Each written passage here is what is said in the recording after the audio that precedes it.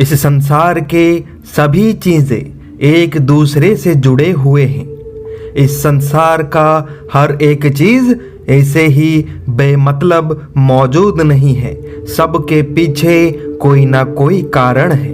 पृथ्वी का एकमात्र प्राकृतिक उपग्रह है चंद्र, चांद, मून। क्या चंद्र ऐसे ही बेवजह पृथ्वी के सबसे निकट मौजूद है? क्या चंद्र केवल सुंदरता बढ़ाने के लिए मौजूद है?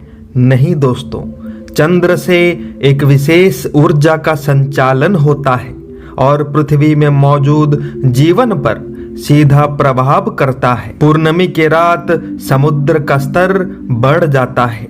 ठीक वैसे ही हमारे मनुष्य शरीर के अंदर 60 से 70% 60 to 70% जल है। पूर्णिमा के रात चंद्र का प्रभाव मनुष्य के ऊपर पड़ता है।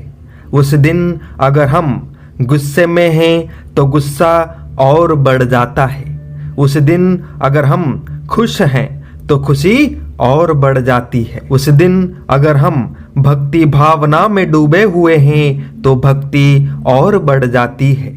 उस दिन अगर हम ध्यान मग्न हैं तो ध्यान और बढ़ जाता है। कोई अगर मानसिक रूप से बीमार है उस दिन बीमारी और बढ़ जाती है। इन सब के पीछे ये अर्थ है कि उस दिन हम जिस भी अवस्था में हो उसका स्तर बढ़ जाता है।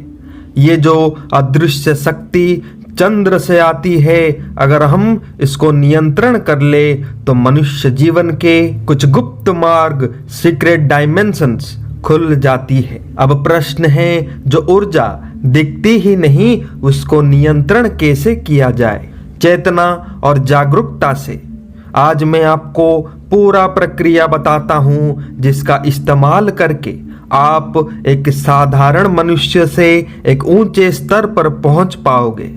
उदाहरण के लिए हम ध्यान को लेते हैं, मेडिटेशन, साधना, तपस्या। जिस दिन पूर्णिमा है, फुल मून है, ठीक उसके पहले रात को सोने से पहले दिमाग में ये सोच डालना है कि आपको अच्छे से ध्यान करना है। ध्यान के मार्ग से एक नए स्तर, ऊंचे स्तर तक पहुंचना है। सोने से पहले बार बार यही सोचना है और सो जाना है।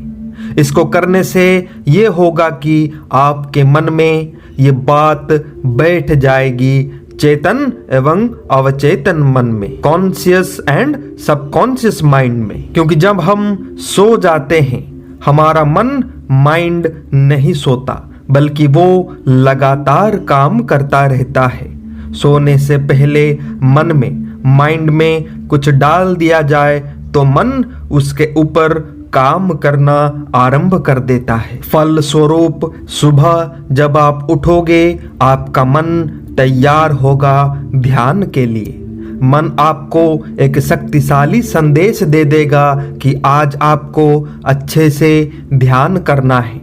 फिर जब पूर्णिमा की रात का आरंभ होगा, अच्छा समय निर्णय करके ध्यान करना शुरू कर दीजिए।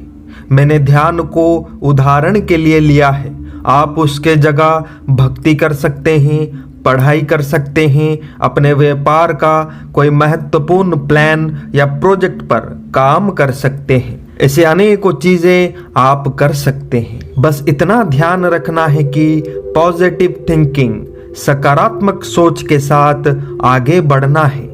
अगर नकारात्मक सोच होगी तो उस पर बहुत ही गंभीर प्रभाव पड़ सकता है। तो दोस्तों, इसी तरह हम चंद्र के ऊर्जा को नियंत्रण करके अपने जीवन में एक नए परिवर्तन ला सकते हैं। सामान्य मनुष्य से एक ऊंचे स्तर को प्राप्त कर सकते हैं। ये सब शास्त्रों की बात है दोस्तों। हमारे कई सारे साधु, संत, ऋषि, मुनि भी इसका उपयोग करते थे, करते हैं, करते रहेंगे। आशा करता हूँ आज की जानकारी आपको पसंद आई होगी। आप सबके प्यार, सहायता एवं योगदान के लिए हृदय से धन्यवाद करता हूँ। जय जगन्नाथ, जय पंचसखा, जय हिंद।